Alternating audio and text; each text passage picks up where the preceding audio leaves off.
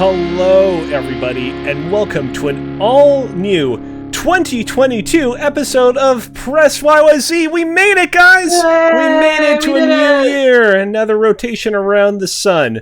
We are the only Canadian gaming podcast that you can catch live on Twitch every Wednesday at 8 p.m. EST, as well as on podcasts and YouTube every Thursday.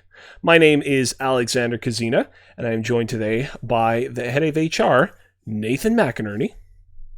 Yo, glad to be back. I'm very happy we're back. Oh, I'm happy too. The one and only Mr. Mitch George. Howdy, howdy. And, of course, AJ Fraser. That's me. I'm here. Before we get started, a reminder as always that we here at Press YYZ stand against discrimination of any kind. While we appreciate however you choose to give back to our show, there is no better way to support us than by being excellent to each other. Let's get a little bit of housekeeping out of the way, because, of course, you can't start a new year without throwing a bit of trash and, getting your house all nice and cozied up and clean before you can move on to better, greater things in life. All those New Year's resolutions, all those... Getting your house cozied up. I see what you did there. And it's not even something I think about consciously. It just rolls right off the cozy tongue. Yep. Our second 12-hour live stream is coming. We don't know exactly when it's going to be. I think we all, in our mind's eyes, have a lot of ideas of what that 12-hour live stream will entail. A lot of really good ideas. Now, at the moment, it's just a matter of figuring out exactly what weekend we're going to want to have it on. So if you guys are wondering to yourselves, hey, when are you guys going to do the second 12-hour live stream? We know. We will get to it, and we can assure you that when it happens, it's going to be awesome. We will also, of course, be getting to many of the other things that we promised during our 12-hour live stream back in November, like our Phasmophoria stream, the Alex Ballant Kingdom Hearts series, which we all know Alex Ballant will, of course, absolutely positively love. In fact, who knows, we might even combine some of those things into our second 12-hour live stream. We'll see how things nestle out. And of course, myself and Nathan will be returning to streaming on this channel on odd days. Nathan, you're actually planning on streaming a little bit of Mortal Kombat 11 starting tomorrow. Yeah, so I thought for the new year, and we kind of finished up the story modes on Psychonauts 2 when I finished streaming last, and just did some random things. But I want to go through the entire story mode, including the DLC Aftermath content, through our stream. So we're going to be visiting it each Thursday, hopefully, fingers crossed, and just seeing what happens in Mortal Kombat 11, because I've heard great things about the story mode, and NetherRealms does great story content. So... Yeah, so have I. It makes me feel jealous whenever I hear about how much people love those game stories, because, just a few years ago, we got the World of Light campaign mode in Smash Bros., and it was a lot of fun. There were some cool little memeable moments in there, but overall, it was kind of a wet fart from a narrative perspective. So, hoping you get lots of enjoyment out of that. Finally, let's talk about a new little segment that we're going to be doing here on Press YYZ. The other day, we were talking amongst ourselves about new things that we could do on the show to help liven things up, to give all of us something that we could kind of collectively talk about. Because oftentimes we come to new episodes with the little things that we've been playing, and every now and then those things that we've been playing intersect, like Halo at the end of last year, but oftentimes they don't. And that can lead to long droughts where one host is talking very passionately about what they've been playing, and the rest of us are, politely listening and, asking questions every now and then, but there isn't all that much of a conversation sometimes. And so, starting this week, we are going to be delving into the new releases on streaming and subscription services like Xbox Game Pass to see what they have to offer to the world and offering up our opinions on them. And we figured, considering that it released just very recently, technically released last year, but it kind of snuck in at the very end, and so not many of us got a chance to play it. It would be worthwhile for us to check out The Gunk, the new released 3D action game from the studio behind the SteamWorld games. I'm personally pretty excited to check this one out. I don't know where you guys are at hype-wise. Actually, I do know where you are hype-wise because we talked about this right before the podcast, but I'm trying to, I don't know what you call it, but it's when you're trying to do a podcast conversation and you're trying to pass baton to someone else and you're trying to make it seem as dramatic as possible. I have no clue what it is that you guys could possibly be thinking about this. Please save me. Let me know what's on your minds. Okay. With regards to the gunk, like, it's one of those things that I was not necessarily looking forward to, but just had a genuine curiosity of. And so with Halo coming out and completely demolishing any hope Forza had of retaining my attention, I've been looking for an excuse to play something other than Halo, and actually other than Project Zomboid currently, because they had an update for that, and that's been taking over the internet. Yeah, the gunk is just one of those that you kind of heard about years ago, and you're just like, yeah, that sounds dumb in like the right kind of way. A good palate cleanser of sorts. Which is ironic because it's called the gunk. Typically you think about the gunk is the kind of stuff that gets stuck in your teeth, but maybe this will be like that pleasant little piece of pumpkin pie that wedges itself out of your teeth like an hour after you ate it, and you feel real nervous for seconds because it's like, oh man, is this how cavities start? But you enjoy it all the same, And why waste all those calories and just eating sugar on pumpkin pie? It's disgusting. Oh man. Don't get me started on pie. Pumpkin pie. I made a butternut squash pie over the break, actually. It was really good. Team no pie. Chocolate cream, that's about it. Pumpkin pie is fantastic. Apple pie is fantastic as well. Oh, ew. Just chunks of warm fruit. Who enjoys warm fruit? Me? Yo, weirdo. Before we delve into the rest of the proceedings for today's episode, I just want to very quickly say, at the end of last year, because of extraneous circumstances, I'm trying to deliver a serious statement, but getting tripped up all over my words, Press YYZ decided to take a bit of an extended break over the holidays instead of pre-recording a bunch of episodes. Originally, the plan that we had in mind is that we would do episodes throughout the entirety of 2021 up until the very end. However, that ended up not happening. And if you enjoy our content here on Twitch, it didn't feel like that long of a break because after our last numbered episode, we did our reactions to Jeff Keighley's Game Awards. And then about a week after that, myself and AJ played a little bit of Halo Infinite together and actually got like kind of deep into our thoughts on Halo Infinite's campaign. So that was almost like a pseudo episode of the podcast. But if you're somebody who just enjoys our podcast on podcast services, for example, it did feel like there was a little bit of a gap there. And so we're sorry about that. In the future, we will be sure to give you a bit more of a heads up so that you're not left wondering, hey, where did those Press YYZ guys go? All right. Let's jump right into tonight's episode. We are going to be delving into all of the games that we played in the year of our Lord 2021 that we thought were the bee's knees. Before we do that, however, we have all been playing a few games very recently in the year of our Lord 2022 that most certainly are not going to be part of the aforementioned list. Or maybe they are. But either way, I figure that we might as well get us talking about them out of the way first. Nathan, you previously mentioned before we started that most of the games that you have to talk about tonight are part of your top 5 list, unless there was something else you wanted to talk about. No, I'm good. Okay, cool. AJ, anything that strikes your fancy that you want to talk about right here and now? Yeah, so I haven't played Halo in about 2 weeks, and it's because a game called Project Zomboid got an update. Ooh. It got a multiplayer update, but I've been actually primarily playing it solo.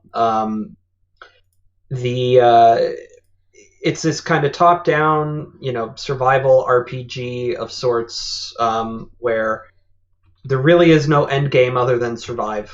And that's something that kind of I want to, like a Minecraft or whatever, I want to more or less kind of just like give my own goals of like, I want to get this vehicle up and running, or I want to build a base over here and just try to survive for as long as I can. Currently my record is about 15 in-game days that I've survived. But I usually average somewhere between 2 and 7 because of some stupid shit that happens or whatever, and I fuck up and attract the attention of a zombie, and it fucking gets me or something. But yeah, it's something that's been occupying a lot of my time, and whether I'm playing or not, because a lot of my YouTube recommendations now at this point are a lot of Project Zomboid. I'm just gonna go ahead and shout out the channel Nurse. She's somebody who did a couple of playthroughs and kind of gave me my Zomboid legs. It's actually very hardcore and very difficult game to an extent, but it's one that once it clicks and once you can wrap your mind around, it's going to kind of consume you in a very satisfying way. Personally, you know how DayZ was originally a mod of Arma? This looks like if you made a zombie mod of The Sims. Like, I could see that. Yeah, it kind of has like that vaguely inviting look, except everything is dark and spooky. Yeah, it's like you have to deal with your panic level. You give your character traits like positive traits or negative traits, and you have to kind of build it out a certain way. Like some characters may require more food and water than others, or what have you. And if that's the case, then you need to be extra careful about your resources that you've gathered and whatnot, because that character may not survive as long without if you get stuck out in the wilderness or something. But they're continuing to update the game. It's actually been a thing for like the last 10 years in early access, and it's still in early access. But it's very, very much complete and fully playable at this point. They're just going to be adding more to it before they call it a 1.0. So cool. Yeah. Cool. Mitch, there anything on your mind that you want to spill before we talk about them good-ass 2021 games? I've been playing a good-ass 2021 game. Ooh. I started up Death's Door the other day, and holy crap, how did I miss this game when it first came out? Because it was on Xbox, and you thought it might come to Game Pass? Maybe, but it was on sale over the break, so I picked it up, and my goodness, is this a good game? Like, what did you get it on? I picked it up on the Xbox because it was on sale. I don't know if it still is. And it's really good. It's kind of, it's hard to describe it. It's sort of like a roguelike where you're dying a lot, but you're also trying to just beat these bosses to open Death's Door. It's really, really interesting, and it's really fun. It can be very challenging at times, especially if, like me, you didn't realize there was a way to improve your health until the end of the game. Oh god! So some of those boss fights were a little rough, but you otherwise, must be really good at it then. I am very good at this game now, and I'm just about to finish it, which is why I wasn't confident in adding it to my list of games from last year. But I mean, I'm just about done it, and it probably would have knocked a couple of games off my list, to be perfectly fair. But I didn't play most of it until 2022, so I figured that would not be fair to the rest of these games. But my goodness, it's something real special. And if you haven't, do be sure to check that one out. If you had played it in 2021, do you think it would have ranked on the list that you're going to be sharing later? 100% it would have. It would have knocked Halo off the list, and you guys know how long I've been playing Halo. Jesus Christ. We should just put it on. Okay, I'll do it now. So, before we get to that, I want to talk about two little games that I've been playing since the start of this year. One far dopier than the other. So, a couple of days ago, we had a meeting, and at some point during the meeting, Nathan was like, oh, hey, there's this game called Lizard Lady versus the Cats Platinum Edition available on the PlayStation Store. And I was like, that sounds pretty bad. and I looked up a trailer for it, and I was like, yeah, that looks especially bad. Basically, in a nutshell, Lizard Lady versus the Cats is a third-person shooter in which you, the titular Lizard Lady, must defeat the cats, which are actually just a bunch of very sexualized women with cat ear clothing, I think. This game, as you'll see in just a second, has quite possibly the most garish art style that I have ever played in a video game ever. Like, it reminds me of like those like old knockoff games from the NES era, like Action 52 or like the Cheetah Men, for example. This game is made by one person, so I suppose there is, a bit of leeway to be given in that regard. But then again, Thomas Was Alone, Cave Story, Undertale, a bunch of those other games were also made by one person and were far better than this, so I suppose I shouldn't give that much leeway. But it did give me a platinum trophy at the end, so I am happy about that. Although I do gotta say, so the whole deal with this game is that it's Lizard Lady versus the Cats Platinum Edition, because they previously released a version of Lizard Lady versus the Cats that was not a Platinum Edition of the game, and they were like, oh shit, this version that we released does not have a platinum trophy attached. We'll make a platinum edition to include a platinum trophy in it, which is sort of like, the one thing that's good about these real crappy games that make their way onto the PlayStation Store is that they usually have a platinum trophy attached. So for this game to like not even have a platinum trophy after like out of the gate, and for them to have to like kind of patch it in post is like, you couldn't even get that part down pat. Like, that's how borked this game is. But I'm happy, nevertheless, to have my second platinum trophy of 2022. Thank you, PlayStation Quality Control. Yes, thank you. You guys are the true saints. Watching the footage. I'm watching the footage here, and it actually kind of reminds me of like that old Windows 95 screensaver where it travels through the brick wall maze or whatever. Yeah. Yeah. Yeah. I don't know. Yeah, it's kind of like that kind of it doesn't invoke Wolfenstein at all, but it's like the walls are that. Yeah, I mean, I would not compare this to Wolfenstein under any circumstance. The aiming in that game is so bad that the game straight up gives you a targeting system, but it's so jarring because literally the moment that you press the targeting system, your camera immediately switches so that whoever you just targeted it as is at like the center of your point of focus, and it's so jarring. Well, let's move away from talking about cats and talking about bats, because I also decided to start up a little game by the name of Castlevania Symphony of the Night. So the way this came about is, I was scrolling through Twitter, as one is wont to do in the year of our Lord 2021 or 2022, and I came across a person that I was following by the name of @AlanBusby. Go give him a nice fat follow. And he posted his list of all the games he completed and enjoyed the most in 2021. And he had Castlevania at number 3. And I was like, you know what? I never played Castlevania Symphony of the Night. Symphony of the Night, man. All sorts of speech problems right off the bat. So I went on the PlayStation Store and I got myself Castlevania Requiem, Symphony of the Night, and Rondo of Blood, which is the HD 2-pack that contains Symphony of the Night and Castlevania Rondo of Blood.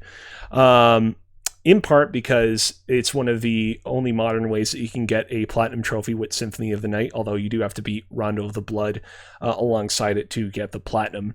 And I gotta say, I'm having a pretty good time. I don't know whether I'm going to walk away from this one being like, wow, that truly was a classic. I was just so kind of grateful to finally get around to playing this game.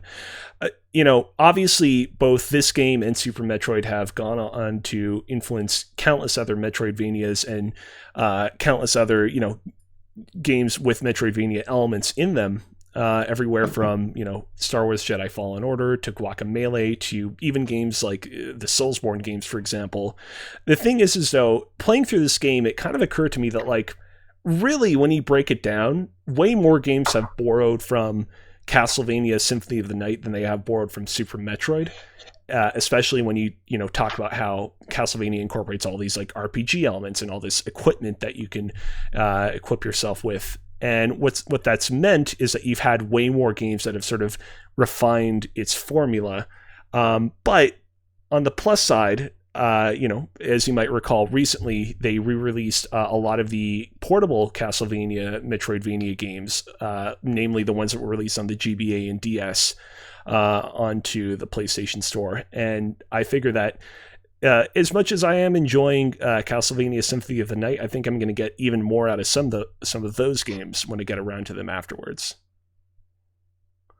Sorry, I don't know if you had your hand up, AJ, because you wanted to... Oh, no, I was scratching my head. Okay, I was concerned for a second you were going to launch into a tirade about how I don't appreciate the games of yore. Not quite.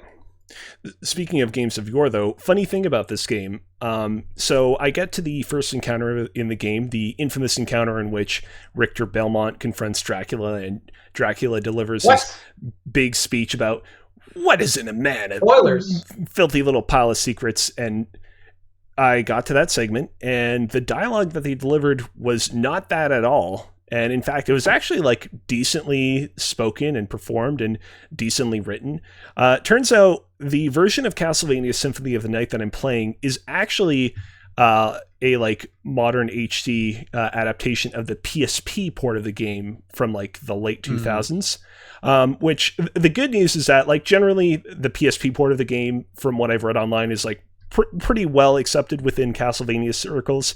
You sometimes have things like the Final Fantasy games where those get adapted for smartphones and other modern consoles, and they change up a lot of things in them, and the old school fans aren't really happy with it. Most fans are totally A-okay with the PSP port of this game, in part because it actually had some like pretty cool stuff in it, including the like revised script and dialogue and all that.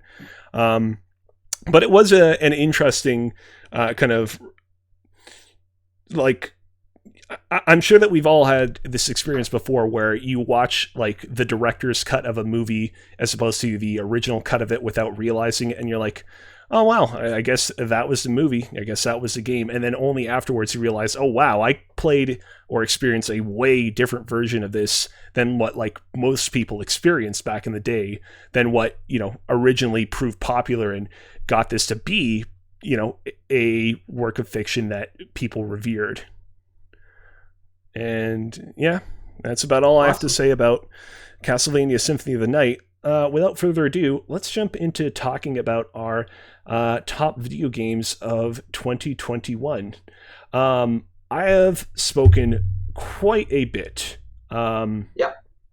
So I'm going to go ahead and I'm going to cede the floor to the person who has spoken the least thus far in this podcast, Nathan.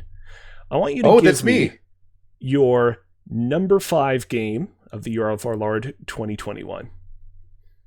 Okay, so I did think long and hard about my list this year, and where things were ranking and what should be on the list and what shouldn't be on the list. Even though I didn't love parts of the campaign, I still think Halo Infinite deserved to be on my list, but it is ranking at number 5. Mm-hmm. I thought the shooting was good. Like the mechanics of the game are solid. I had some issues with the campaign, and I talked about that on Twitter, not with you guys.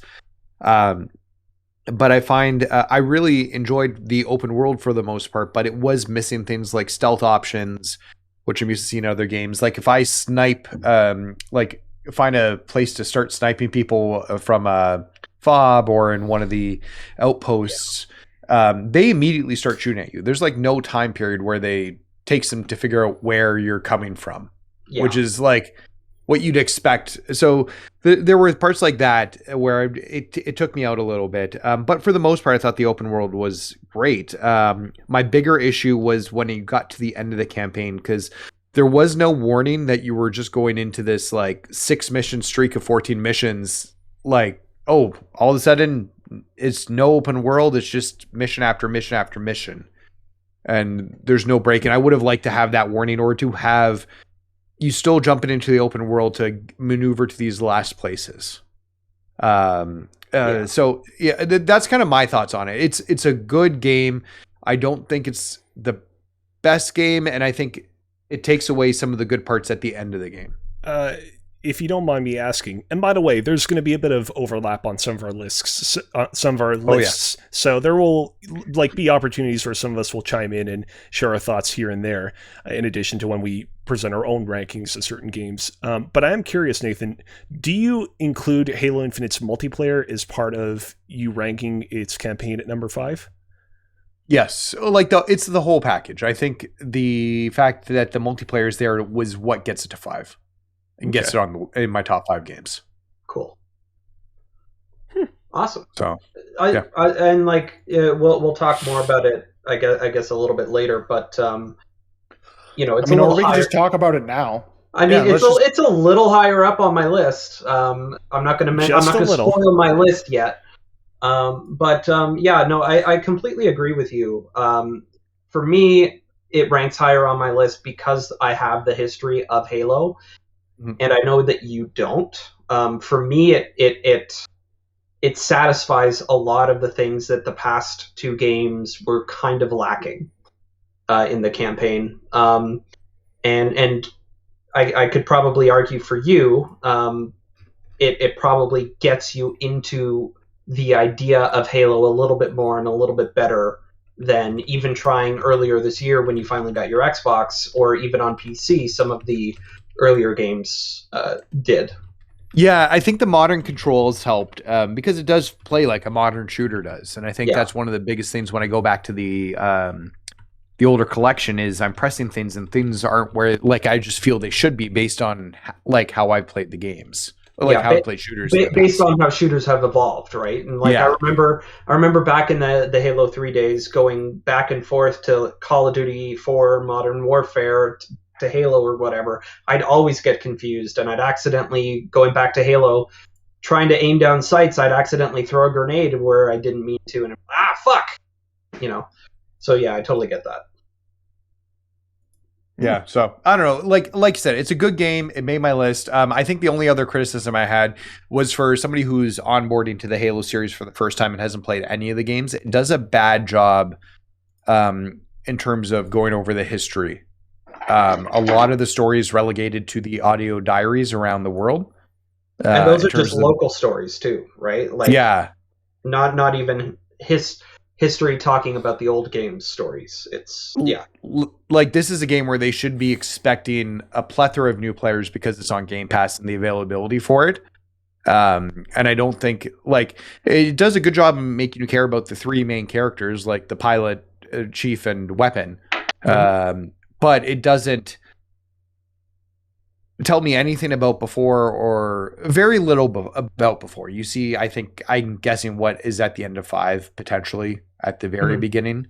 Nah. No, not really. Okay. Kind of its own. That's closer to Halo Wars than anything. So it just would have been good to see this, either a story refresher or some way to catch people up, or do more of a full reboot. Just a previously on Halo kind of montage of stuff, even if it is just those cutscenes that were put together for the remastered versions of the games and things like that. I kind of agree with a lot of that, but for me, Halo is a game I put so much time into this fall, and I had such a good time with it. Like I said, if I hadn't played Death's Door over the last week, it would have definitely not, made my list for this year, it would have been in the top 5 for me, just barely, because I spent so much time playing this game with people. And the social aspects of Halo for me are what make it worth playing. And I think they've actually kind of nailed the whole battle pass progression in a free-to-play game in a way that a lot of other free-to-play games don't. Even if you're not going to, commit the money to the battle pass and not unlock the cosmetics, there's still a reason to come back to this game every day. At least at this point, they've been listening and giving feedback and fixing things that weren't quite ready to go at launch. But there's a reason to play this game every day. And I think that's a big part of what makes this version of Halo special. And it'll be interesting to see how this game continues to evolve, with knowing we're getting the release of campaign co-op, we're going to get the release of Forge, and we're going to get, season 2 at some point in May long seasons. It's kind of crazy for a free-to-play game to do that, but I'm interested to see like what feedback they elicit from the community and how this game continues to grow, and if the story from the end of this game, without spoiling it, does get continued in some fashion through subsequent seasons of the game, and if they add, story DLC for free just to add more to that campaign. I'm interested to see kind of how this evolves, because they've said Halo Infinite will be a platform. It won't just be a one-off, so it'll be interesting to see how this continues to grow and evolve over the next 3 to 4 years of its lifetime. Oh, speaking of, I was on Twitter earlier, and somebody had, I guess, uncovered in like the games files a deleted cutscene. Yes. And if you played Halo 5 or read some of the older Halo books, you know of the Spartan by the name of Fred. I have a sneaky suspicion that... Yeah, Spartan Fred. I have a sneaky suspicion that when they actually finally get campaign co-op in, rather than playing as a copy of the Master Chief like you did through 1 and 2 at the very least, and 4, I have a sneaky suspicion that they might allow you to play as Fred as the second player instead, so it's a little more lore appropriate rather than having 2 Master Chiefs running around. That makes sense. Yeah.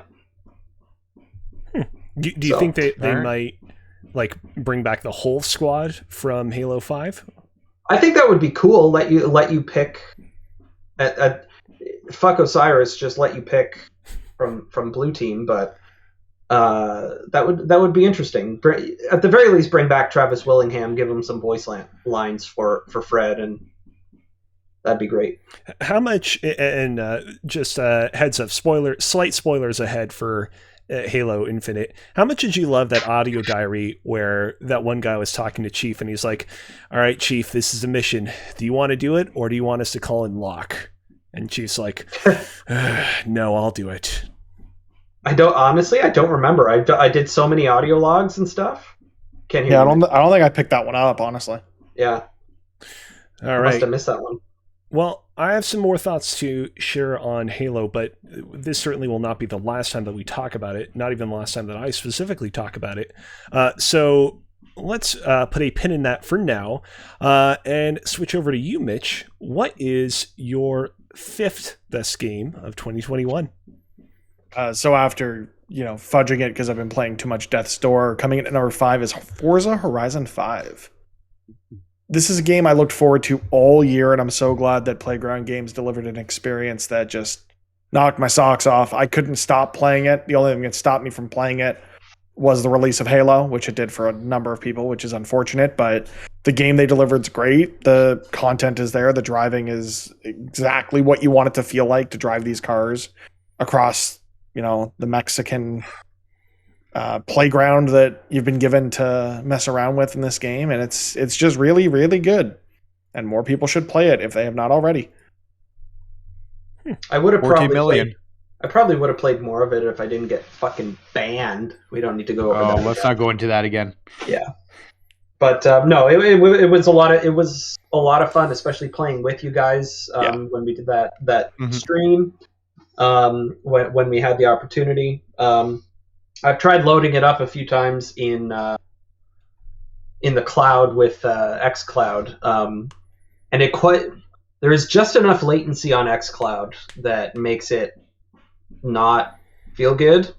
So I haven't, like, if I'm over at Rachel's or something like that where I can just only play on my phone, I've not had the motivation to try and go back to it other than giving that an attempt on some decent internet or what have you, but at some point I will absolutely go back and try to clean up some of that stuff. So, but yeah, it's really good, and I think a lot of Game of the Year lists overall, maybe missing out on having this at the very least slightly included. So, all of words for Forza later. Following up on that, AJ, what was the number 5 game on your list? So I had to think back to, and I went through the whole list of everything that released to try to remember everything, and I was like, oh yeah, you know what? I did put a lot of time and a little bit of money into Pokemon Unite. A little bit. And yeah, a little bit, yeah. And don't worry about it. I had a lot of fun with it. It was like I used to try to get into like Dota back when like the International was like the biggest thing, because I just sort of wanted to get into something a little more real time, but less micromanagey than a proper RTS, right? And so Pokemon Unite being a Pokemon MOBA, I can't believe I didn't think of it before. It just sort of kind of makes sense in a way, depending on the Pokemon that they put into it. But, the few times that you and I played, Mitch, it was a lot of fun. It for a while, it was definitely one of those games where I just sort of kept going back to just to get my dailies, which is very hard for me to do after a while, because like once the new hotness comes out with me, then I'm on to that, and it held my attention for a good long time. And the fact that it is cross save on the phone and the Switch means I can play it pretty well literally anywhere, preferably on the Switch just based on the controls and stuff, but it is totally serviceable and you do just fine playing it on the phone. For a second there, I thought you were gonna say the best place to play it was on the shitter. Yeah, you got it. That's where I was expecting you to go. I may have done that once or twice at work. Just because. Just because. Just for scouts. Speaking of the Nintendo Switch, my number 5 game of 2021 on my own personal list is a game that was a surprise to me in terms of how much I enjoyed it, Katana Zero. I played it back in the day because another podcast I was listening to, Respawning Fire, was playing through it at the time, and I was so impressed by it on so many levels. Of course, there's this, amazing, Hotline Miami-esque, everything kills you in one hit, but also you kill everything in one hit gameplay that initially seems super daunting and intimidating, but the more and more that you play of the game, the more kind of skilled that you get until the point that you're a complete badass, and playing through so many of the earlier levels is so satisfying. But also the dialogue system in that game was like genuinely like insanely innovative in of itself, to the point that like I'm telling, this is a message from my heart to all video game developers out there. I know that it's a little unscrupulous to do this to a small fledgling indie game, but like steal this game's dialogue system, because it might be honestly one of the best I've ever experienced in all of gaming, and I think that your games will absolutely benefit from stealing from its dialogue system. We talked about this a little bit back when we kind of first talked about Katana Zero back in 2021, but that one sequence where you're effectively stuck in a time loop in which you almost immediately get killed, and you have to use your kind of like full understanding of the dialogue system to kind of make your way out of it and escape with your life. So insanely creative, and also really kind of dark, but never in a way that to me struck me as, there are definitely games that feature dark and gritty elements that feel a little bit kind of try hard, but I always felt like the dark and gritty elements of this game felt kind of right at home in the experience, and always kind of managed to kind of take me by surprise with their brutality, instead of kind of making me hum and haw and be like, here's another video game developer trying to, emotionally manipulate me. This game really impressed me, and I'm really happy I had the chance to play it last year. Yeah, that's one of those that I keep hearing a lot about, but I just for some reason can't bring myself to play. But maybe if we at some point make time for it. Maybe. Yeah. I played on Switch in 2019 when it came out, and I really, really loved it. You talked a lot about what makes that game good, and just the loop of the game and the different things you can do in it. It's been a little while, but the music was really good. The setting was really good. The rewind feature was really cool. So yeah, no, I had a really great time with it. Hell yeah. Agreed. Nathan, tell us about your number 4 game. Wait, did Mitch go? Yes. Yeah, number 5 was Forza. Oh yeah, that's right. Okay, never mind. Then I guess we're back to me. My number 4 game, as I pull my list back up here, just to confirm. Yes, okay, is Psychonauts 2. This was a game that came out earlier this year, made by Double Fine, who is led by Tim Schafer. And Tim Schafer has made some of my favorite games of all time. When you look at Grim Fandango, Full Throttle, he's involved in the Monkey Island series, Day of the Tentacle. Like, I love adventure games. And Psychonauts 2 ended up being like a love letter to old school adventure games in a lot of ways. Don't get me wrong, it's a 3D platformer, but it's got the dialogue options of an adventure game. It does a lot of things like that. It's got this bright, vibrant, colorful world. It's great to, you've got multiple hub worlds, which you can go in as you're going between the levels. Lots of collectibles to find. The only thing that holds this game back and not being higher on my list is the combat. Every time I got into combat in that game, it felt, I groaned internally in my mind. It just never felt great.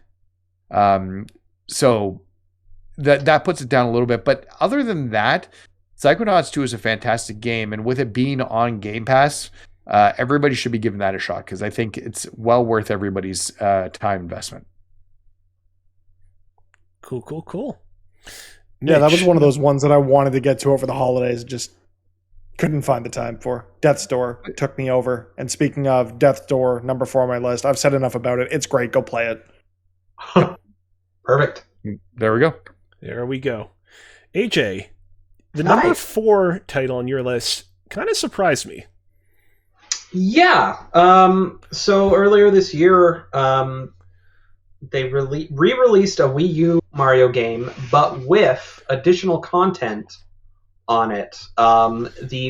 Specifically the Bowser's Fury section of that. What was the other Mario game called? Super Mario 3D. Super Mario 3D World. 3D World? Yes. Yeah. 3D Land was the 3DS game. 3D World with a W was the Wii U. The Wii U game. Got it. And I had played through 3D World before on the Wii U. But this, with the Bowser's Fury included, there was just, you could see there's clearly different teams responsible for Nintendo's different franchises at Nintendo.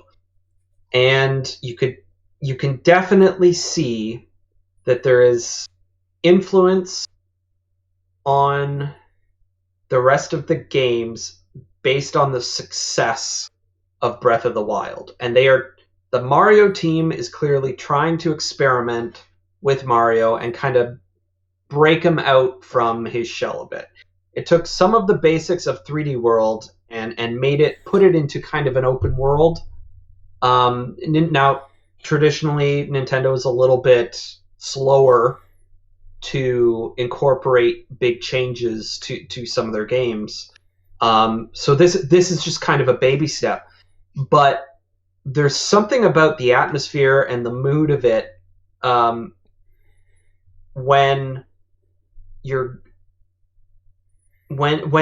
fighting Bowser, this gigantic Bowser, like kaiju battle Bowser, and you go catsuit Super Saiyan Mario and kick the crap out of him with that metal music playing in the background, and there's a lightning storm happening as you're doing it, and there's something so satisfying about it. And then just the game itself, like running around to all the different worlds and traveling all the different worlds to all the different sections of this open world and gathering all the shines that you can. It's just incredibly satisfying to play. So Plus, you can have a second player join in if you want, as kind of like a, a little bit lesser of it, like a lesser experience, like a kids mode, whatever, as Baby Bowser if you want. But you know, it's a lot of fun. Specifically the Bowser's Fury part, I really like it. Did they ever release the Bowser's Fury part as like its own title? No, it's only included in 3D World. I have to play it at some point. I have the package for my boys. See, that's the thing, is I really think that I would really enjoy Bowser's Fury as well, but I just wish that they had released it on its own. Like, I don't really... I enjoyed Super Mario 3D World back in the day. I think it's good, underrated, but I don't know that I need to rebuy it. Ooh, I don't know that I need to rebuy it and Bowser's Fury together. Having replayed it again this year, it's fine. Yeah. Last year. Yeah. My number 4 is actually the last game on my list that did not release in 2021. So rest assured, podcast listeners, from here on out, it will all be 2021 games. It was Astrobot Rescue Mission. In the year 2021, I made an initiative to bust out my old PSVR 1. We're calling it the 1 because, of course, the PSVR 2 is now a thing. And basically set it up in front of my entertainment center. And I didn't play a whole ton of games on it, but the games that I played on it were, I would say, well worthwhile. And I think this is far and away the most worthwhile one. Everyone, when this game came out, said, oh man, this is like the Super Mario 64 of VR platforming games. And like, I mean... yeah, like I can't, in my mind's eye, imagine a game that is more that analogy than what this game was. Just such a delight to play, to the point that, like, and you guys know if this is high praise coming from me, like I would woefully play levels again, even after I had gotten all of the collectibles and associated trophies from them, just so that I could like go through the amazing experience of playing through them once more. We'll say, like, you know, if I had to make an argument as to why this game doesn't rank a little bit higher, the game, I feel, doesn't do all that great a job of adhering to like a kind of cohesive theme or narrative in each of its kind of individual levels. We've all played a Mario game, and we all know that, you know, in each Mario game you have the fire level, and you have the sand desert world, and you have the, you know, Cloud Kingdom world, and you know, it can get a little bit trite. But playing through Astrobot Rescue Mission, I did kind of miss the fact that that game doesn't do that at all. Its levels do feel a little bit random and sporadic in terms of their theming and what they have you doing, but what each of them had you doing was consistently really, really great. And so this game ranks at a very nice, comfortable number 4 slot on my list. Awesome. It's a great game, and I'm very much looking forward to them. It's Asobi, right? Asobi. Yes. Asobi creating a new one for PSVR 2. I feel like that's got to be in the cards. You have to hope that so. Launches with the system for free. Yeah, I'm going to be so happy when they come out with Astrobot Rescue Mission 2. And, of course, when they re-release Astrobot Rescue Mission with a new trophy list on PSVR 2, because you know that's coming too. Nathan, what's your number 3 game? Okay, so technically I have 2 games on the list here, but I've played them both this year, and one's a sequel to the other, so I just thought I don't know I'd if pair this them can up. stand. Guys, does this stand? Do we want to let Nathan pair them up, or do we tell him to go packing? I don't care. It doesn't change the list, so... Yeah. He's the only one putting this on his list, so yeah, it doesn't matter. So, right. So Judgment came out, I want to say, in 2019, and it was a spin-off of the Yakuza series. Well, earlier this year, I played the PS5 version that they released of Judgment and had a fantastic time with it. It was a dark, gritty detective noir story that really doesn't fit what I know of the Yakuza universe, even though I haven't played many of those games in the past. But I had a great time with the story, with the detective elements. It was a really fun package, and it told a very tight compelling story over the 24-ish hours I played that main story. Along the way, there's lots of like small silly detective missions you can do because you are a detective for hire, so you'll find ways to have other things that you can be doing around the city of Kamurocho. So it was a great time over the break because the sequel Lost Judgment released in October, and I hadn't had a chance to play it, so I finally picked up the Lost Judgment on sale and started playing that, and surprisingly it told an even better story than the first game, which I wasn't sure if it was going to be able to top it for me, but it was really fantastic. It like initially starts talking about like school bullying is a lot of the focus of the initial parts of the game, but then it balloons up from there into a government conspiracy. Whoa. Yeah.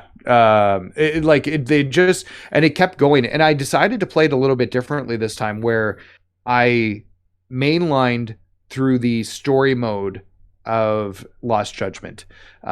So I didn't do any of the side quests, didn't do any of the side missions, side campaigns, any of the school missions, all that sort of stuff. I kind of just mainlined and got right through the game, because my thought process here, if I was a detective and there was a major issue with people dying and the government was involved and I was worried about my life, I wouldn't be going to find help somebody's ninja dojo find out why his people are leaving for another ninja dojo. That just doesn't seem like it's a priority for me.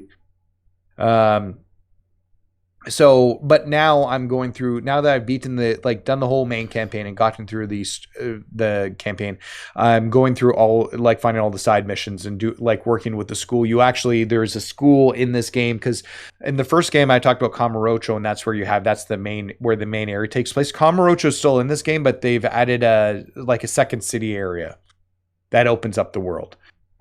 So lots of things to do, and that area has a school that you can actually go to, and you are an advisor for the mystery reading club, the MRC, because you're a detective, but you get pulled into zany things like the dance club, and you have to do dance rhythm games as you teach them routines that they can do. And apparently there's a motorcycle club and a skateboarding club, which I have not unlocked yet.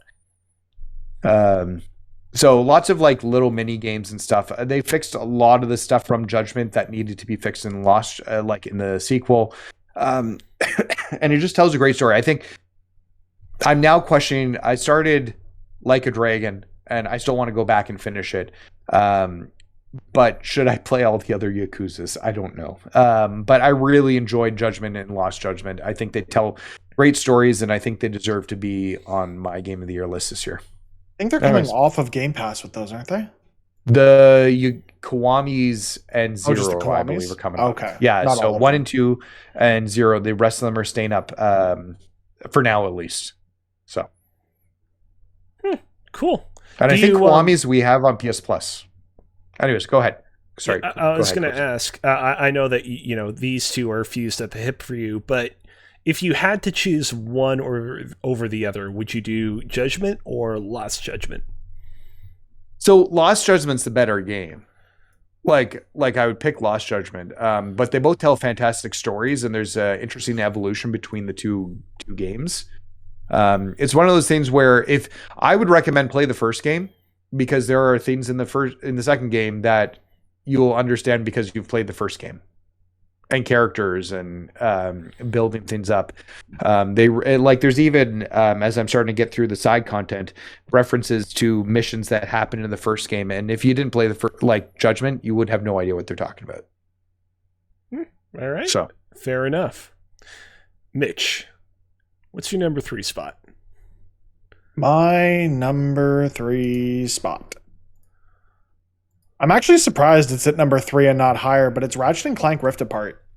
Wow. I'm surprised for you too on that, Mitch.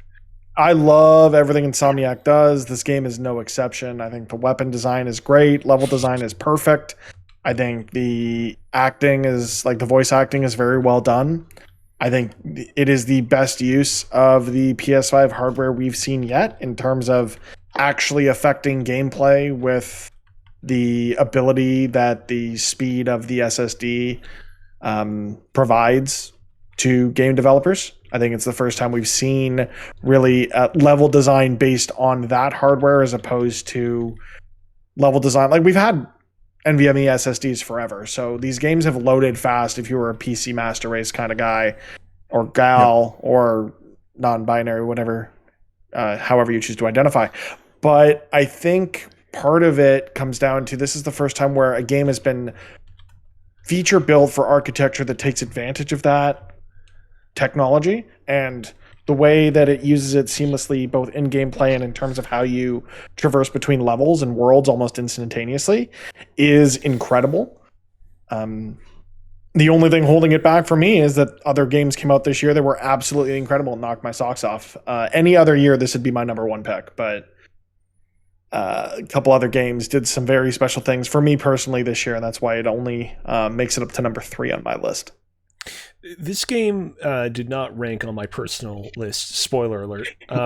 But, really reflecting back on it, I know I was a little bit more critical of it in past episodes of the podcast, but truthfully, Ratchet & Clank Rift Apart was a really, really fun game.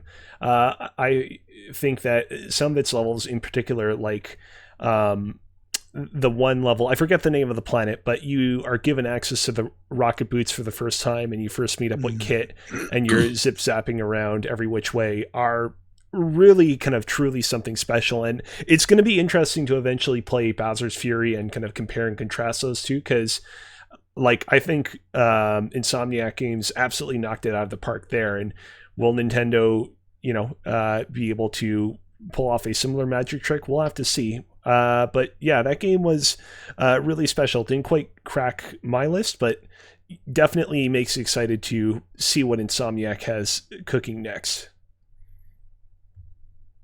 I mean, we know what they're cooking next, right? I mean, it is true that we know about both Spider-Man 2 and their Wolverine game, but given what weird reality that studio is living in, they could have 17 other projects we don't know about that they have down in the pipeline. And I will platinum each and every one of them. Here's my theory, because the system's just being announced, but Ratchet from their VR team. For PSVR 2. I don't know how well that works. I mean, it would be interesting Not in to first see. person? No, it couldn't be. It would have to be Astrobot style. Yeah, it would be Astrobot style, but that's their platformer to do another Astrobot style game. That's maybe a little more meaty. Plus, I mean, We'll there were those segments in Ratchet and Clank Rift Apart, like the Clank segments where you're doing that weird corporeality stuff.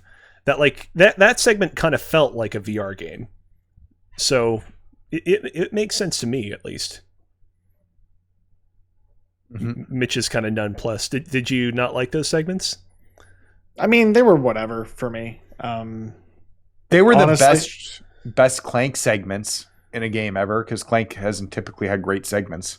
They were, but even then, it was kind of more of a distraction than anything else, at least for me personally. It was cool that they let you skip those levels if you just weren't feeling them. But at the same time, I feel like the last couple could have been a little bit more engaging. But they weren't that bad. AJ. Hi. What's your number 3 game? Yeah, so this one actually kind of took me for a surprise. Like I said earlier, I went kind of tried to remember everything that came out this year. And could you did I play that? Could you say that it took you for a ride? Yeah, something like that. I rode out in Outriders. Oh, yeah, that's fine. I thought it was an Marvel vs. Capcom 2 reference for a second. Not quite. So, despite all of its flaws, the poor acting, the bullet spongy nature of all the encounters, and how frustrating it was in regards to that, me and 2 of my friends would get together every day after work and play for a few hours. And it became a really, really good hangout to just load up a mission and go do this thing. Now, playing through the main story, you might remember I had somehow encountered a bug that completely erased all the inventory from one of my characters, rendering that character completely unplayable, and I had to start again from the beginning, from the beginning to almost max level, and I was able to catch up with my friends, kind of guiding me along the way in about a day. So this is the first game in years that I've managed to get all of the achievements in. For you PlayStation guys, that means get the platinum. And so I think part of my enjoyment also was the fact that it was a Game Pass game. It, like, the perfect Game Pass game, where a lot of it is just not good, but it's how you play it makes it fun in certain ways. So yeah, Outriders somehow making it up there, but we talked about it the other day when we were having our meeting. But Outriders is one of those moments in time where, because it was on Game Pass, everybody was playing it and everybody was talking about it. And I myself and my friend Taylor were playing on Xbox, and my friend Kenny was playing on. I actually bought it and played it on PlayStation, and we all had the same amount of fun. I don't think I would have enjoyed it as much if I had put money up front to it. Especially a good 90 Canadian dollars. So, my number 3 video game of the Year of Our Lord 2021 might be a little bit surprising to some of you, not on the basis of what the game is, but on the basis that it ended up in the number 3 slot. And I'll explain things a little bit more once I get to my number 2, number 1 games. But long story short, my number 3 game is Metroid Dread.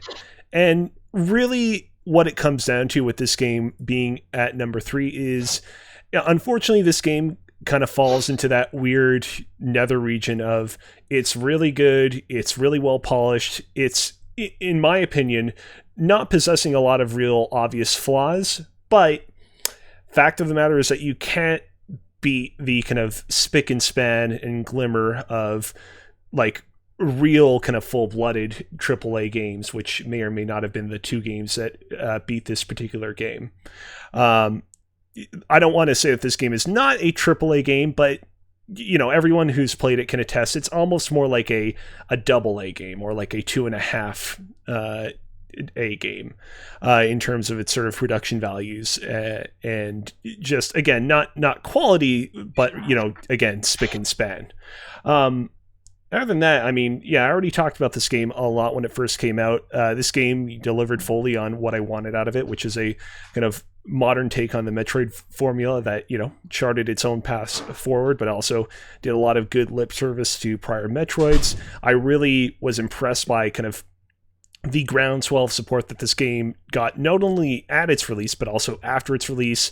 All the crazy speed running stuff that people have been discovering in the game, crazy sequence breaking stuff, to the point that when I play this game again, I'm so down to see if I can even try and do some sequence breaking, which is something that I've never attempted before with any of the prior Metroid games.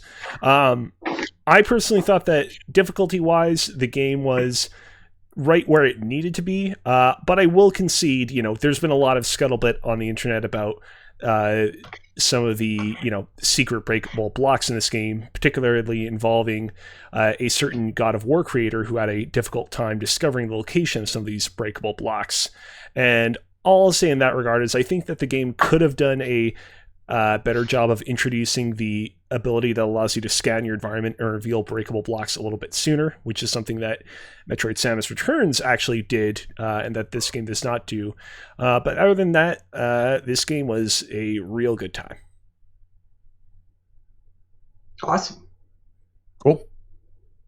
I know that, I was the only person on this podcast that played this game to completion, and oh, wait, hold on. You played it to completion? Yeah, I finished it. When did you finish it? The weekend it came out. Oh. Wait, Alex Ballant never finished it, right? Right. Right. Okay, sorry. I must have, in my I mind's couldn't put eye, it down. I finished it in like 3 sittings. I must have, sorry, you'll have to accept my apology, Mitch. I must have No worries. conflated both of your experiences together. But yeah, I was just going to say, I understand why, like, you didn't love it quite so much that you put it on your own kind of personal games list, but My top I'm glad 10 that you for the got some year. enjoyment for it. No, I had a blast with it. It made my top 10. It just wasn't as good as the other games I played this year, but it was great. It was, for me, it was the perfect Metroid game until they introduced the ME. That's my That biggest was- fear about getting into that game is It's the robots in fine. those sections. It's fine. It's manageable. I've never liked the idea of Being chased. enemies you cannot defeat and have to run away from. Mm-hmm. I get I'm an that. action first kind of guy, so for It's- things like that, I don't. It's like how in Dark Souls, like the tutorial boss, you're like supposed to die to, Yeah, but if you're good enough, you can defeat him. Right? Like you Sort should of like be able that, to yeah. defeat an enemy if you're good enough in those instances. But it should be a chore and a challenge. But yeah, well, I mean, even just it wasn't even that. Like the only way to get away from the enemy is to do like a dodge or a counter. I can't remember what they call it in the game, but the timing window for doing that was so small. I think in the 10 hours I put into the game, with I think there's Cozy 4 or 5 or ME sections. I think I did a Yeah. successful counter like twice. Yeah, there are 7 Emmys, but one you face off while it's real damage at the beginning, and another one you just clean right through. So yeah, there's like 5. Yeah, and I will say, in defense of what you're saying, Mitch, I have seen YouTube videos of people pulling off multiple counters in a row against the Emmys, and I'm like, that's impossible. Like I'm you replaying that guys section are 15 times not because I inhuman. can't get past the damn thing. Whew. All right, Nathan, are you ready Yo. to be the first person to unveil your number 2 slot game? Yes. Well, we already talked about it. My number 2, it was Mitch's number 3, and it's a really good game. It's called Ratchet and Clank Rift Apart. I have a long history dating back with the Ratchet and Clank franchise to the very first game. In fact, it seemed like when you had a PlayStation 2, you either picked up Ratchet and Clank or Jak and Daxter, and for some reason I slipped into the Ratchet and Clank side. But yeah, it's a phenomenal game. Everything that Mitch said about why it was great and everything does, I echo. It's a fantastic game. Kit and Rivet are excellent. I would actually not mind seeing a Rivet and Kit like game. Maybe Just that's where you starring get them. your VR title. Maybe that's Yeah, what that's- they do. They use those characters for VR and Ratchet and Clank for like the quote unquote core Ratchet games, Core. even though we're probably not going to see one again for maybe 5 years, if not longer. Yeah, and that's quite possible. But it's a great experience, good story. I think it's maybe the best story they've told in Ratchet and Clank game. I haven't played the older ones in quite a while. But I really think it does. the Ratchet and Clank future games on the PS3 told a really good story, like that set of games. But outside of that, I would agree with you. I think the story here was really well done. Yeah, really well done story. Voice acting, you said, nailed it. Jennifer Hale as Rivet was fantastic. Kit's voice actor was good. Ratchet and Clank, I don't know who voices them, but they were great as usual. Even the mainstays like Captain Quark and all the other characters, they found a way to bring them back. The dimension hopping was cool. This is something that could only be done on PS5. And even from a Platinum perspective, they kind of fixed what they messed up in Miles by making you play the whole game for Miles again for no reason, where Ratchet and Clank doesn't require a full second playthrough. Although I did, because I maxed all those weapons out to 10. I maxed every weapon out. Actually, very surprised we didn't get like a subsequent patch that included New Game Plus trophies separate from the main trophy list. Yeah, Similarly to what we because got with Spider-Man. I was kind of blown away at how much stuff opened up in the game's New Game Plus. Like, not like nerves of story content, but in terms of all the new upgrades that you get for all your weapons, and also all the new weapons you get too. Yeah, they really they boost your weapons up, and I got everyone maxed out as far as I could, but it felt like Actually, that should have been like one of the trophies is getting every weapon to weapon to level 10, because that's been pretty much every other platinum. I feel like that would have been I mean, I get that. I feel like that would have been a bit of a grind, though. Yeah, no, well, except I did it. It wasn't terrible. The worst is that shield gun, which is the one trophy that everybody hated too. Yep, that's the worst trophy. That was the last trophy I had to get in the game. Yep. It was my son's last trophy too when he got his first platinum on it earlier this year. So yeah, and if I remember correctly too, I believe there's usually in Ratchet game like specific challenge points that you have to do for specific tasks that weren't included in this one either. So, but I expect we could see some DLC for it or a small update potentially down the line. So you never know with Insomniac and what they're going to throw at you. A lot of the I games... gotta go for a second. Just skip past me and come back. Not a problem. Okay, cool. I will say, while Mitch is taking his brief sojourn, lots of games on this list that either we're expecting DLC from or would be really cool to get DLC from that thus far I've had no DLC announcements. I'd love Metroid Dread DLC, for example, but we have not heard like nary a peep from that game. Nintendo's not great on DLC typically. I mean, they have gotten like better over time. They regardless of what you thought about the quality of it, they did release those two pretty like big substantial DLC packs for Breath of the Wild, for example. I guess that's true. I just find like no Mario Kart DLC, no I guess Splatoon's an ever-changing game and has DLC with free drops. Yeah. But you're right, there was the Zelda DLC. We never got anything for Odyssey, which seemed like it was primed that you could do a DLC world. Yeah, it's it's hit or miss with Nintendo. You never quite know where what you're gonna get. Yeah, I mean, the thing is that it's clear that like Nintendo is not really, with some exceptions, Nintendo's not really thinking necessarily about DLC in mind as like a long-term thing to keep its games alive with, the way that like some other companies are.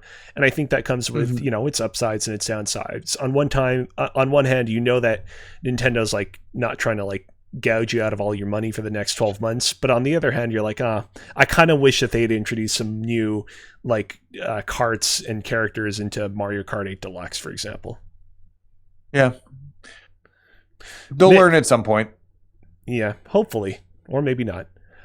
Mitch. Yeah. What's your number 2 game? My number 2 game is not a game I thought I'd be talking about at the end of the year, mostly because we didn't know it existed until August. Yep. And that's Guardians of the Galaxy. Wow. Like, the game has its problems. It has its faults, of course. I know people have talked a lot about, combat being a bit repetitive or things of that nature. But for me, the story they told, performances they got out of all of the leads, the actors behind Star-Lord, Gamora, Drax, like they knocked it out of the park. Mantis's actress as well. Her performance was really, really well done. It's just it's a great comic book story. It tells a succinct, to the point story. It's got a achievable platinum trophy, which I know matters a lot to Cozy.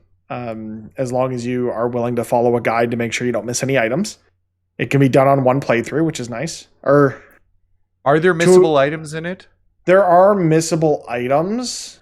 And the problem, they kind of borked up the mission select a little bit, where you kind of want to create a save before you start every mission or every level, just because if you miss an item in that level and you go back via level select, it doesn't count towards the progress of that trophy, which is weird. Oh.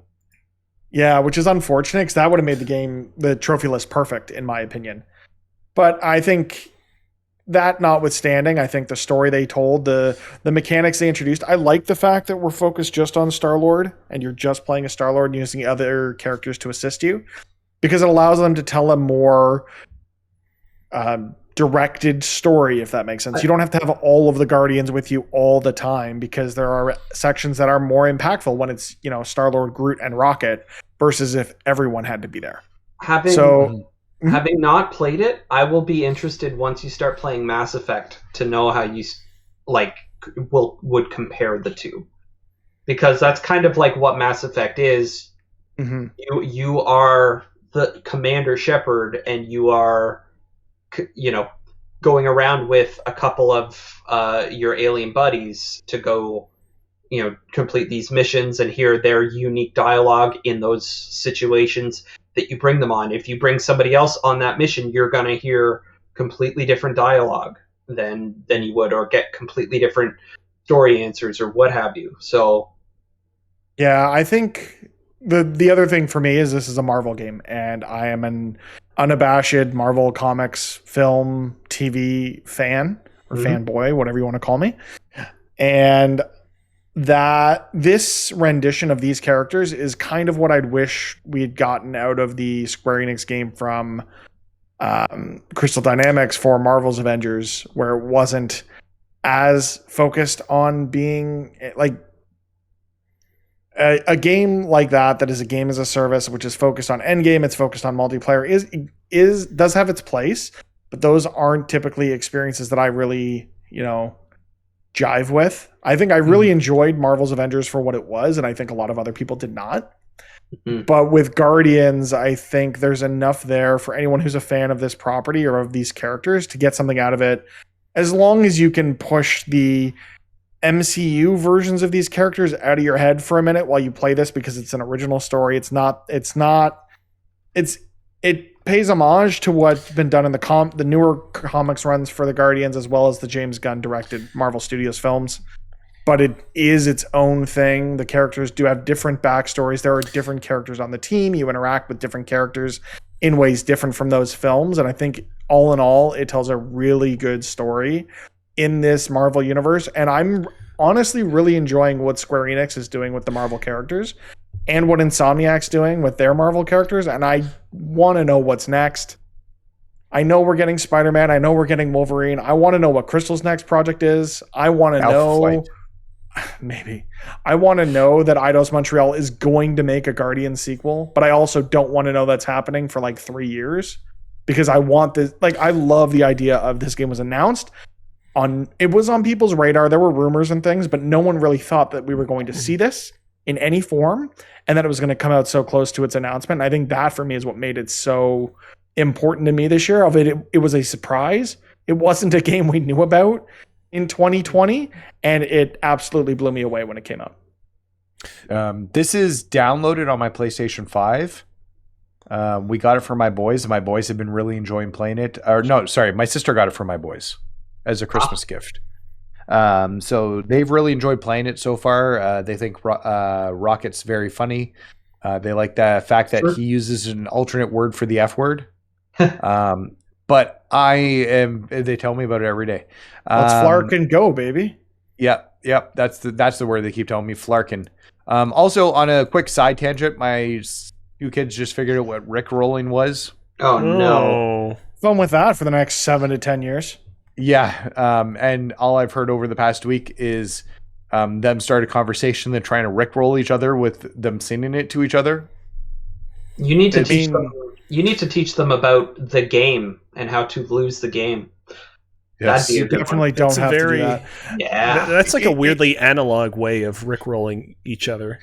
Did their discovery of the Rickroll come out of Never Gonna Give You Up being on the Guardian soundtrack? I think that could be part of it. So the one thing for me that I didn't really jive with in this game was the soundtrack. I felt like at times the songs that they chose didn't really fit with the mechanic of huddling up with your team, giving everyone a pep boost, and then hearing Build Me Up Buttercup come on. It didn't feel right given certain sequences, and I feel like a smaller, more like tailored list like we've gotten with the Guardians movies might have been better, rather than just going and grabbing 20 to 25 popular 80s songs, whereas the list from the movies was a little more eclectic. It was a little more, curated, chosen for whereas, the moment. Now, don't get me wrong. Kickstart My Heart coming on in the moment that does in the game, chef's kiss. But there are other instances where it could have been. But it's better random, song. Right? It is. It's relatively random as far as I know. There are So if they had chosen the songs- there are certain segments of the game that will play certain songs, but when you're doing that huddle mechanic in gameplay, it's always random. Oh, okay. I get, because it's not like a specifically scripted thing, so you could just have it pop up and then okay, that makes sense. I just want to say about. Sorry, go ahead. Go ahead. No, you go ahead, Cozy. Okay. I talked. I just want to say I'm in a very similar position to Nathan, where I got both this game and Deathloop at severely discounted prices during a Black Friday sale. Had every intention of playing it over the course of the holiday break, but my number one game took up quite a bit of my time, and so I ended up not getting around to it. I 100% am going to try to get around to it as soon as possible. It's a little bit daunting because I know that the game is a little bit long, but I'm very confident that once I kind of suck up and start playing it, I'll enjoy myself. I think for me personally, and Square Enix, I know, or Eidos Montreal, I know you're not listening to this, but if you are, or if somehow we can get this message to Eidos Montreal, I'd appreciate it for a sequel. Just give us the option to disable certain tracks. Or give us an option of like maybe Peter upgraded from his cassette player to the Zune that we saw in the movie, and give us the option to just scroll through some songs while you're in that huddle, or the option on the directional pad of just picking between 1 to 4 songs and go from there. It might make it feel more like what I feel my version of Peter Quill would be doing or using, which songs, as opposed to like not even like. Some of the songs are great. Some of them are misses, in my opinion, for how they come up in gameplay. But that's just me. That seems super reasonable, and actually giving you an option, like 1 of 4 options to pick a song, kind of like makes sense and lets you customize it to your play style.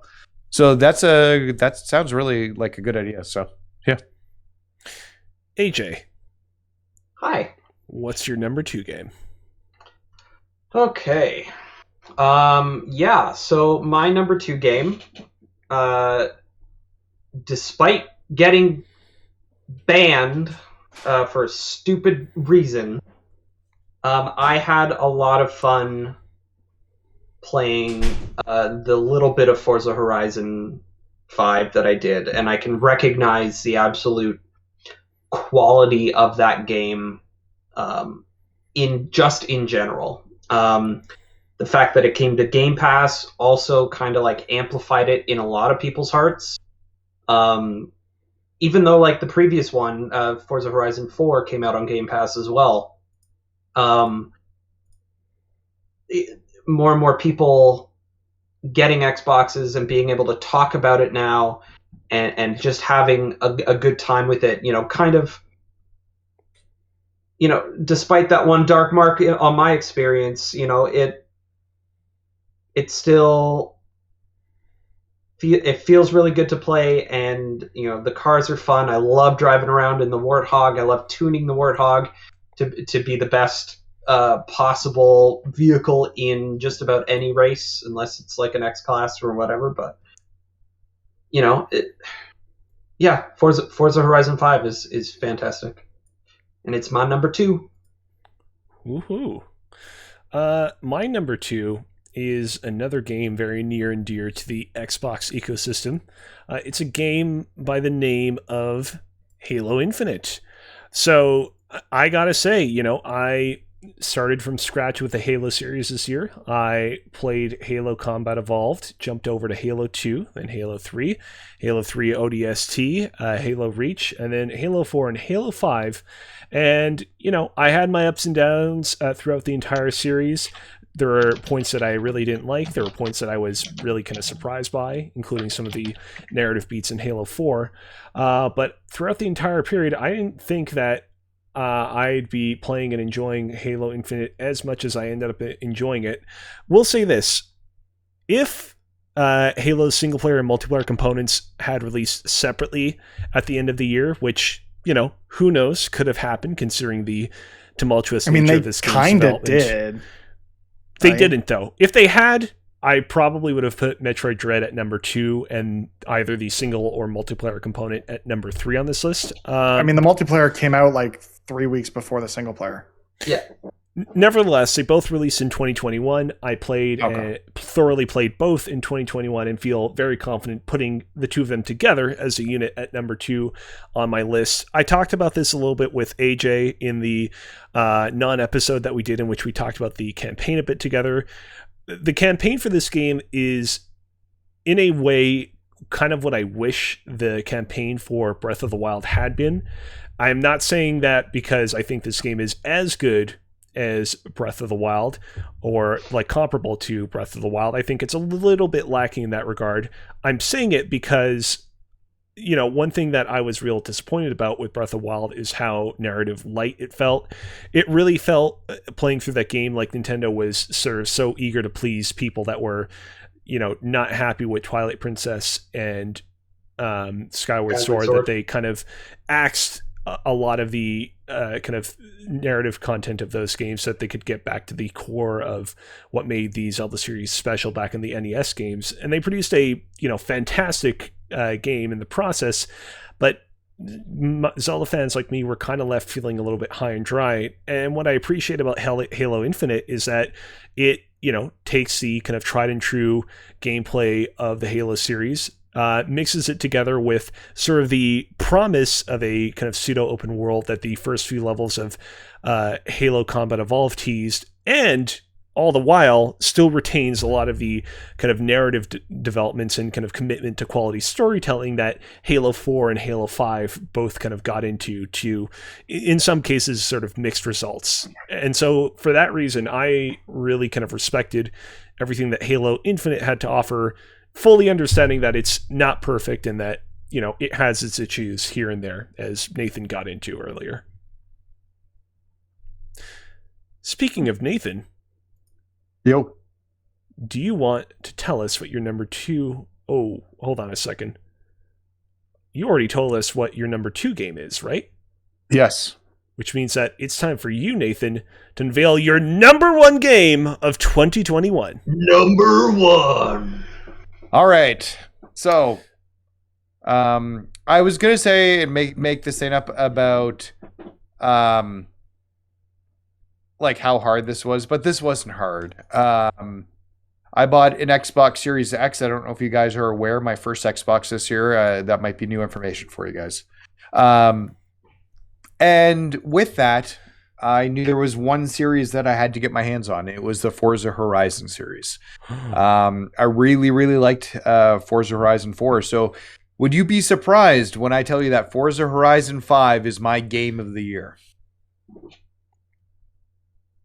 Sorry, no. No, not at all. No, I had to think about it. I was like, no. I am 7,000th in the world for completion on that game right now out of 14 million players. Fucking A. I've over 120 hours invested in it at this point. Jesus. I have not missed a single piece of weekly seasonal content that has come out for it. I have the entire car collection, including every special car. I've beaten every single race and stunt or like objective that you can beat in that game at the moment. There's some, like, I still have to do some of the rival laps, which I'm going to go like, or create like the rivals best lap times and stuff, which I have to go through and do. But yeah, no, it's a fantastic game. Everything we've talked about in this podcast already about why this is a good game. This is a great game. There's so much good quality to it. It's probably the best open world game I've played all year. And you drive around in it. Lots of hidden collectibles all over the place, but lots of things to do. I get why people, because initially I was hearing feedback on it when people start playing it that there's too much to do because just races pop up all over the place. But what I found was a good way to like count for that was to go into the actual legend and trigger what you want to have on the map at the time while you're working on things. So, yeah, no, Forza Horizon 5, 120 hours in, probably the game I've played the most this year. No question why people have thought about it so highly. And yeah, this is why I bought an Xbox Series X for these type of experiences. Absolutely. Mitch. Yes. Are you ready to unveil your number 1 game of 2021? Yes. Yes. You got to zip them all up and make sure they're turned inside out as well. Cool. Wow. All right, Hi, awesome. Carmen. I was not AJ says expecting. hi. I was not expecting you got to zip them all up to win the top game of 2021 for Mitch, but I guess anything can win nowadays. Yeah, hey. It's Returnal. Returnal is my game of the year. Returnal is one of those games that came out early in the year, and I don't think enough people remembered it at the end of the year because it got snubbed in quite a few places, but the game is perfectly designed. Housemarque did an incredible job shifting from their traditional arcadey style games into this much more real, much more action-oriented, roguelike, twin stick shooter action game. It's phenomenal. If anyone has not played it, you're playing this astronaut who crash lands on a planet, and every time she dies, she comes back on the planet, and she doesn't know why. And there are twists, there are turns. That it is some of the best gaming I did all year. I'm still disappointed in myself that I have not yet gotten the platinum, because I tend to do that with my favorite games. And this is absolutely, as of now, probably my second favorite game on the PlayStation 5. Nice.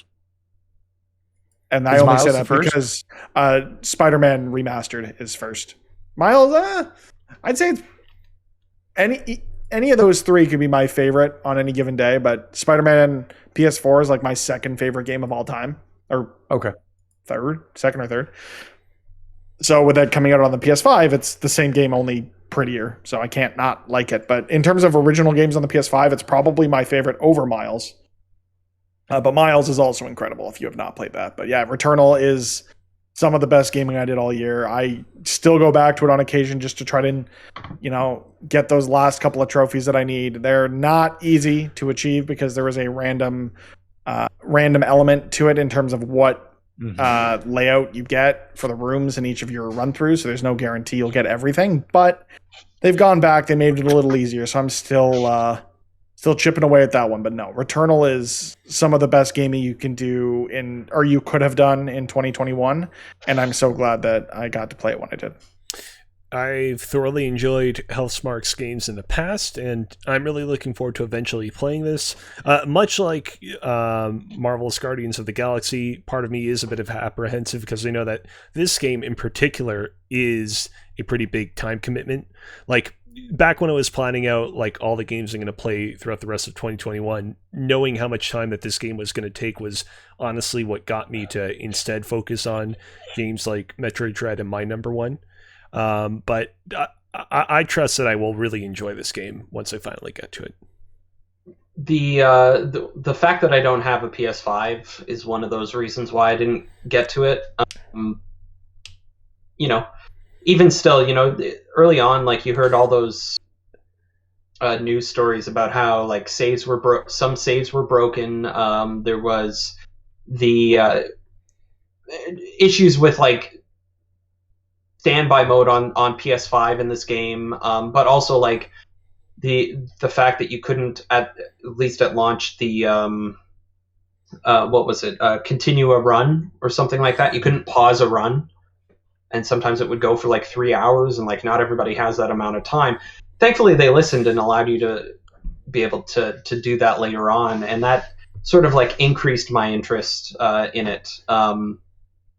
So hopefully one day I'll get a chance, whether that means getting a PS5 or if it comes to PC at some point, which a lot of PlayStation games seem to these days. And I'll give it a go then. But it's been one of those ones that sort of always intrigued me. Just I did not have the means, unfortunately. I definitely think there will be PC port for it down the line with the current process they're doing, but you're probably next year would be my guess. Yeah. Also, a friend of ours is trying to sell his PS5, so if you are interested, we can make that connection happen. We'll talk. All right, AJ, are you ready to shock the world asunder with your number one pick? Guys aren't going to believe it.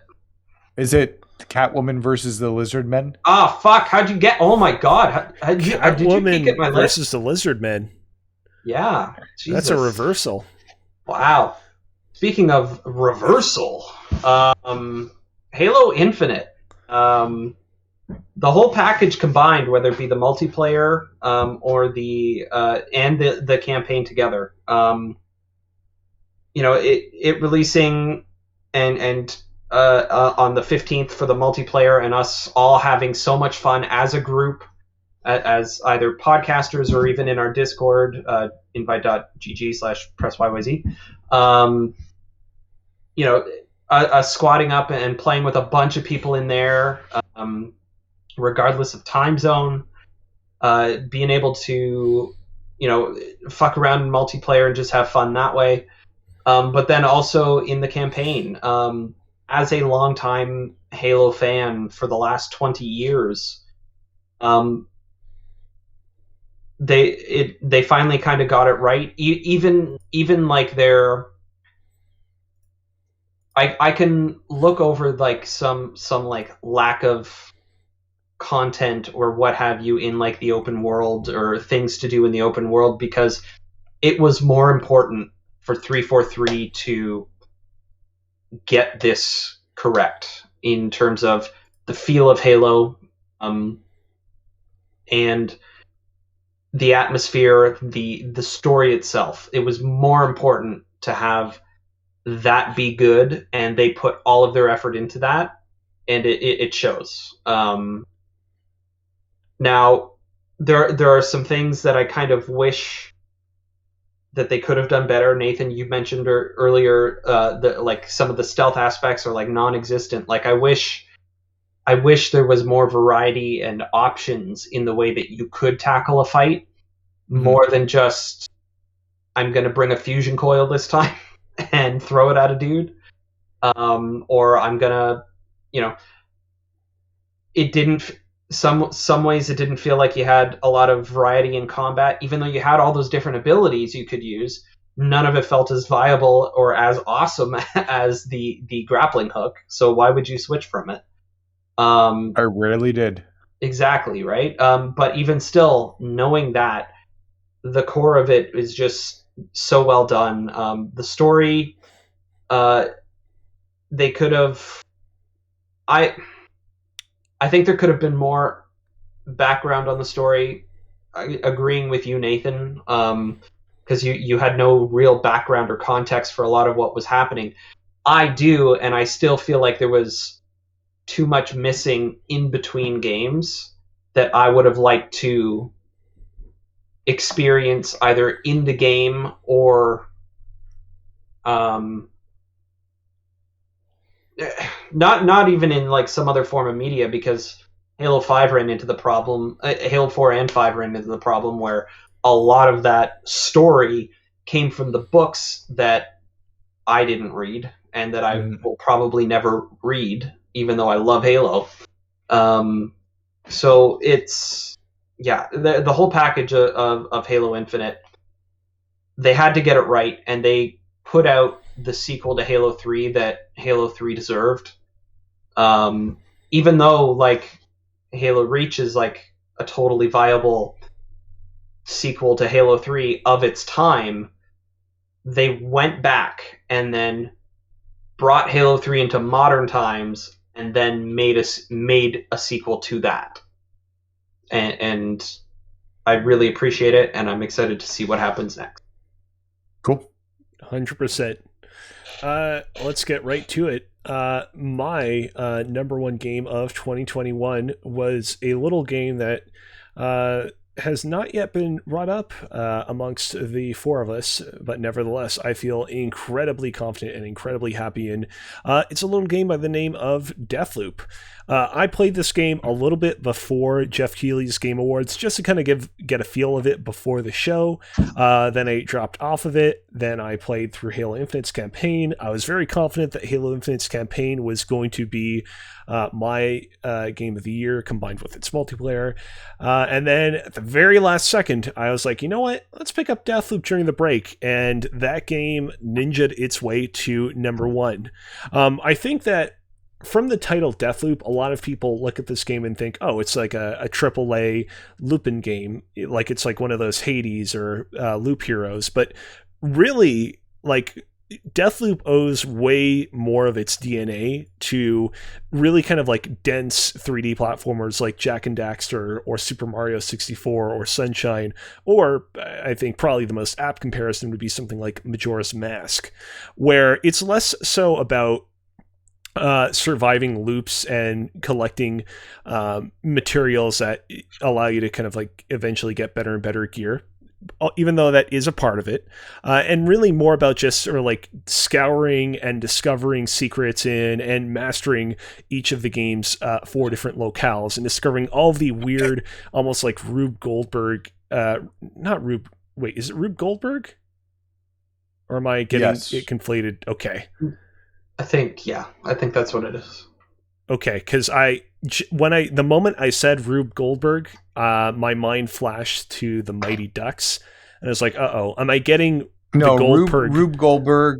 Rube Goldberg are the machines which run themselves. Okay, because the moment I said that, my mind flashed to Mighty Ducks, and I was like, "Oh shit, am I conflating a Rube Goldberg machine with the coach from the Mighty Ducks?" But yeah, you're correct. It is Rube Goldberg. The game is all about basically like just searching through and discovering all these Rube Goldberg-esque ways that Deathloop's 4 environments interact with each other across time zones, through the use of discovering secrets and codes and influencing people to do all sorts of things every which way. You can cover your ears if you don't want to be spoiled on Deathloop, but this isn't even really like a spoiler. You discover in the afternoon of one urban section of the game called Updom that there's a guy that wants to launch himself out of a cannon. And normally if you launch him out of the cannon, as he requests of you, he'll go flying into the sea and presumably drown. But through a little bit of experimentation, you discover that his cannon actually has like a battery pack that's being used to power the cannon. And if you swap out the full battery inside of the cannon with like a halfway battery and then launch him out of the cannon, he'll actually launch himself into another area located geographically below Updom called Carl's Bay. And if you then go to Carl's Bay at night, you can actually discover his corpse and you can loot it for a special ability that you can only get through that means. The entirety of Deathloop is full of those like little experimental secrets like that just sort of encourage you to kind of like just be like, oh, what if I try this little thing instead? What kind of bizarre effect will it produce? And almost always it rewards you. And much in the same way that at the end of Katana Zero, I was sort of like slip sliding through that game and I felt like I was an utter master of everything around me. This game really makes you feel like you are the master of the Deathloop. Only thing about the game that I didn't love was the kind of lack of character development on the part of its main 2 characters. I think the performances that both Juliana and Colt's voice actors provide are great, but I just feel like the game wants you to kind of like feel an emotional attachment to both characters that it ultimately doesn't really do a very good job of forging. But it speaks to the quality of the game's design that by the time that I reached the end of it, I was like, it's kind of too bad they didn't pull that off, but I basically don't care, because this game is so good otherwise.